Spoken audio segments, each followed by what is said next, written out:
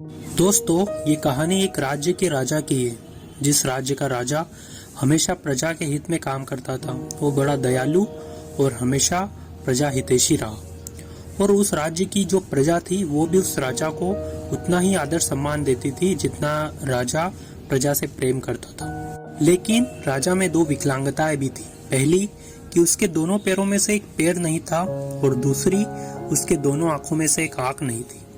लेकिन इस बात का कभी राजा को पश्चाताप नहीं हुआ, न पछतावा हुआ और न इस बारे में कभी वो ज्यादा सोचता था। लेकिन एक दिन जब राजा अपने महल में घूम रहा था तो उसने अपने पूर्वजों की तस्वीर देखी। उसके पूर्वजों की तस्वीर काफी सुंदर और आकर्षक थी। वो उन्हें देखकर मन ही मन सोच रहा था कि मेरे पूर्वजों की तस्वीर कितनी सुंदर है, कितनी आकर्षक है। लेकिन जब मेरी तस्वीर यहाँ पर लगेगी तो क्या वो भी मेरे पूर्वजों की तरह सुंदर और आकर्षक दिखाई देगी, क्योंकि मैं तो विकलांग हूँ।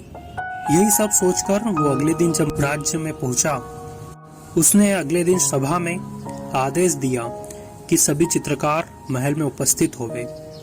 जब सभी चित्रकार महल में उपस्थित हुए तो उस राजा ने सबसे पहले तो सभी चित्रकारों को अपने पूर्वजों की तस्वीर दिखाई और बोला कि मेरे पूर्वजों की तस्वीर जितनी सुंदर और आकर्षक है, मेरी भी उतनी सुंदर और आकर्षक तस्वीर जो मुझे बना कर देगा, मैं उसे इनाम दूंगा। लेकिन सब चित्रकार सोच में पड़ गए कि राजा तो विकलांग है और उसकी इससे सुंदर तस्वीर कैसे बनाई जा सकती है।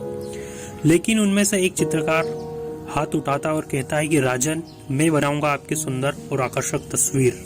राजा उसे कहता है कि ठीक है, लेकिन अगर मेरी तस्वीर अच्छी सुंदर नहीं बनी तो मैं तुम्हें सजा भी दे सकता हूँ। चित्रकार ने हाँ में हुंकार भरते हुए राजा को प्रणाम किया और वहां से चला गया। जब कुछ दिन बाद वह चित्रकार राजा की सुंदर और आकर्षक तस्वीर बना के लाया तो सभी उसको देखकर दंग रह गए। जब राजा ने वो तस्वीर देखी तो राजा काफी प्रसन्न हुए और न सिर्फ उसने उस चित्रकार को इनाम दिए बल्कि अपने राज्य का शाही चित्रकार भी घोषित कर दिया। लेकिन सवाल ये आता है कि उस चित्रकार ने ऐसा क्या बनाया था। दोस्तों, उस चित्रकार ने राजा की ऐसी तस्वीर बनाई थी जिसमें न उसका टूटा हुआ पैर दिख रहा था, न उसकी जो आंख नहीं थी वो दिख रही थी, क्योंकि राजा घोड़े पर बैठा था और उसका एक पैर और उसकी एक आंख दोनों छिप गई थी।